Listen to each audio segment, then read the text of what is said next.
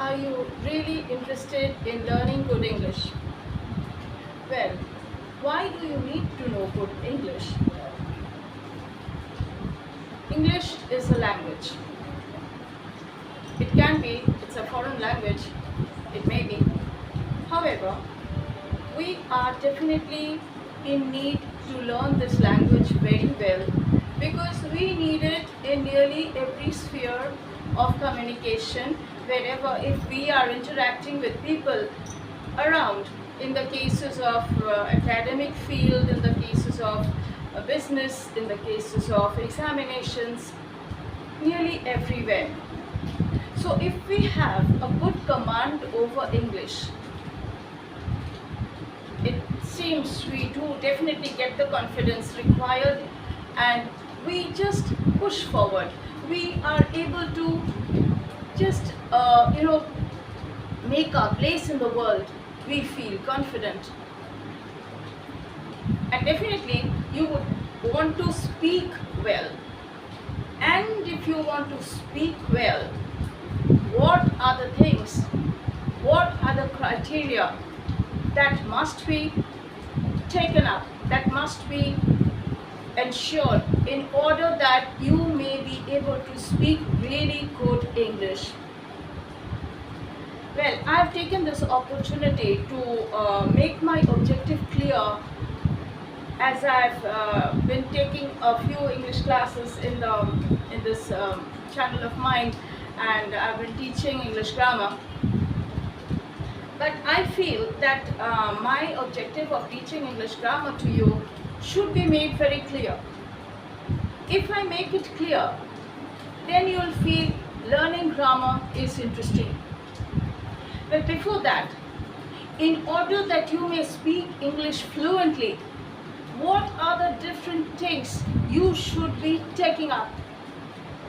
You should be ensuring a thorough practice of reading well. And when you're reading well, you are pronouncing well, you are learning the spellings well.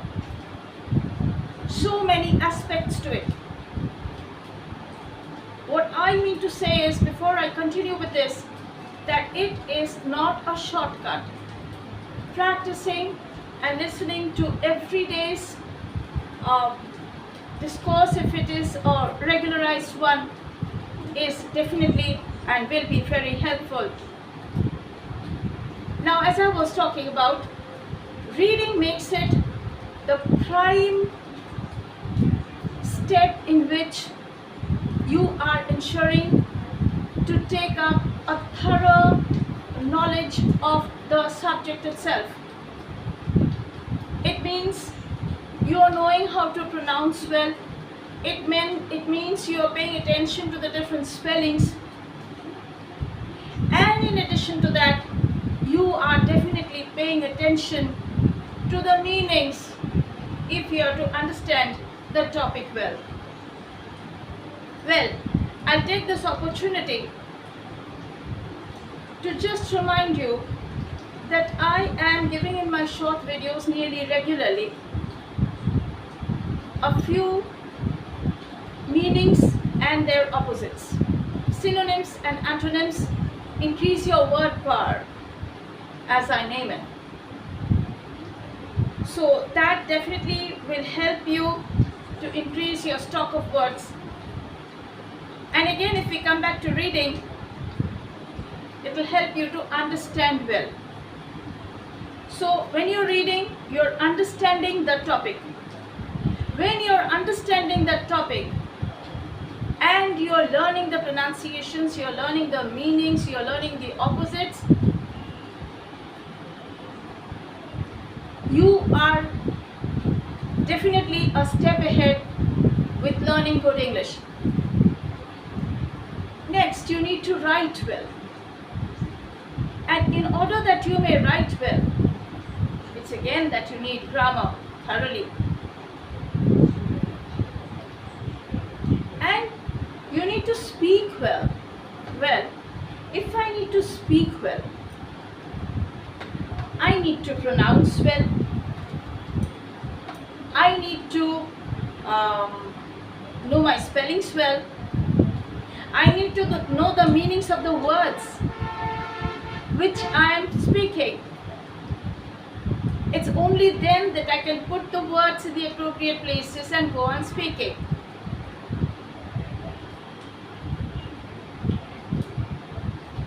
And to add to the list, and which is there as a backbone and which is there as a guiding line to all these points is your knowledge of English grammar. You should definitely be knowing English grammar, otherwise it is impossible to carry on any of those. So we will definitely gain confidence in our knowledge of acquiring proper and framing of sentences, beginning from sentences to all other complex chapters, to all other chapters which are there after this, the first chapter, the sentences or subject and predicate. But we must keep in our mind that we have to deal with everything in a serious mode. We may be dealing with rules of some. We may not be dealing with rules. In some cases, we may be dealing with exercises only. But make sure that you are very, very attentive, and please pay attention to everything that is being taught. Now, English, it has been taken up as a subject of competition. It is taught in such a way that you're able to rise up to different levels of competition. In many competitions, you're asked to write. To progress further, if you approach interviews, you are supposed to go in for group discussions, to initiate group discussions, to go on with the topics which will be there in my days, in the videos to follow. I'll guide you with everything. One topic per day, and definitely you need to speak well. What I mean to say is that you need to speak well in each case, and if you need to speak well, you need to know grammar well. So we will continue, and henceforth after this I'll make sure that I will be talking about any one topic of my choice before I begin, before I carry on, before I proceed with the exercises. And when I I finish talking about the topic, you will feel as though that will be my objective, that you've learned, you've heard at least a bit of good composition, or else I can even choose to read out a good passage from any book or paper. My due reverence to everybody who has written them.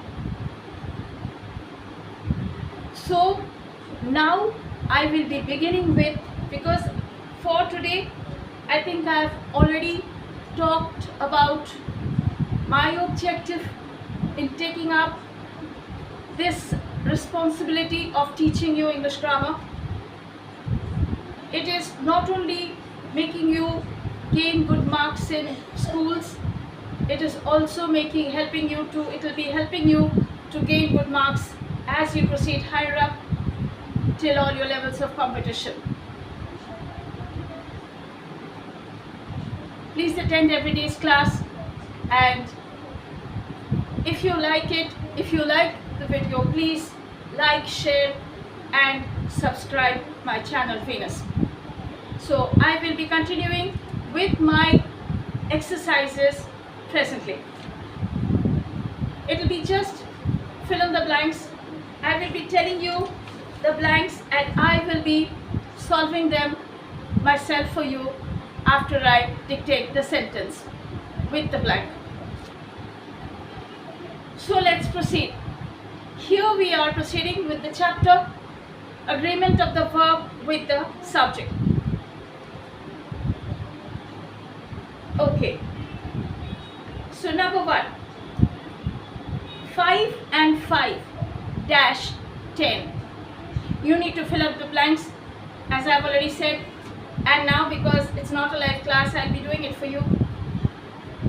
5 and 5 make 10. Next one, 2 and 3 dash 5. 2 and 3 make 5. Next one, neither he nor I dash responsible. Please pay attention to this. This is important. Neither he nor I dash responsible. Neither he nor I am responsible. Neither I nor he dash responsible. Neither I nor he dash responsible. So there is a blank after he, and here I will write is. Neither I nor he is responsible. So just the previous one, it was neither he nor I dash responsible, and after I had written am. For the previous one, it was neither he nor I am responsible, and for this one, it is neither I nor he is responsible. Then the number which follows, a number of men dash seen near the garage at night. A number of men dash seen near the garage at night. A number of men, there were many men, dash were, W-E-R-E, were seen near the garage at night. Next one, every one of them dash hard working. Every one of them, mind you, it is every one of them, though we are talking of quite a lot of them together, but at a time we are talking of only one. So every one of them dash hard working. Every one of them is hard working. Everyone, so we are dealing with everyone, each and everyone is hard working. And in between we are writing every one of them is hard working. Next one, 100 paise dash a rupee. 100 paise make a rupee. 100 paise, though it is 100, it is doing something. That work is one. So I've written make. So we have to put there make. 100 rupees make a, 100 paise make a rupee. 3 parts of the work dash left for you to do. Again, an important one. 3 parts of the work. That means what? You have taken 3 parts of the work. It's a fraction. It is less than 1.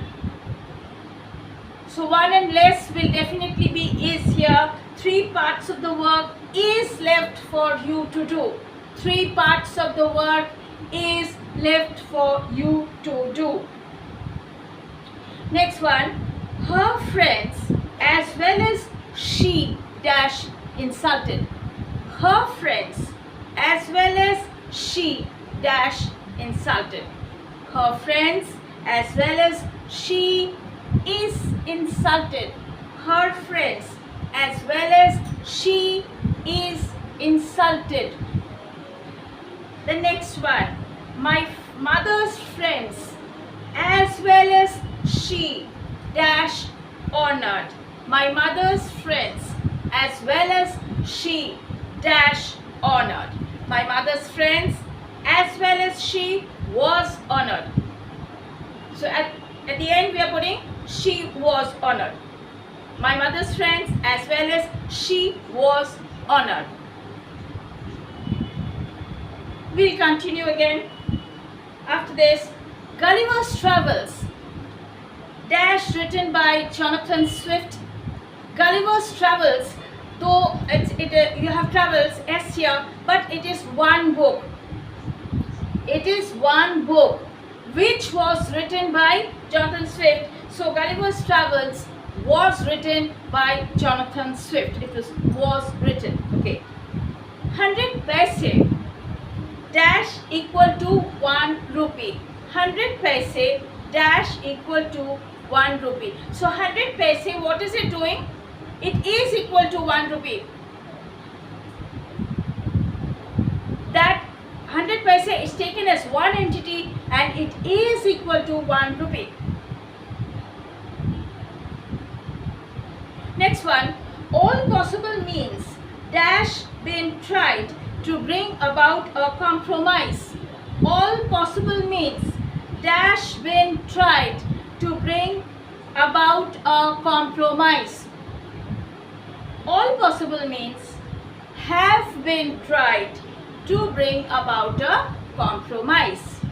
All possible means have been tried to bring about a compromise. The United States dash a president. The United States dash a president. The United States has a president. The United States has a president. Okay. His means dash limited. His means dash limited. His means are limited. His means are limited.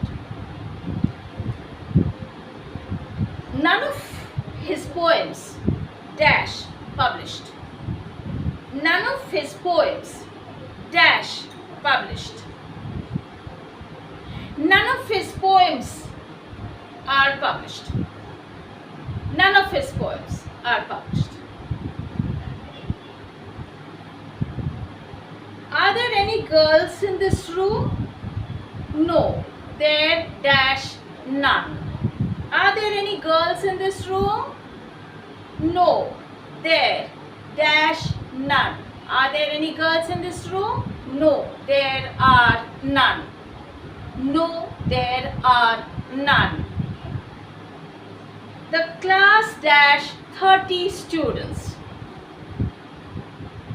The class has 30 students. The class has 30 students. The class is taken as one entity. We know it's a collective noun.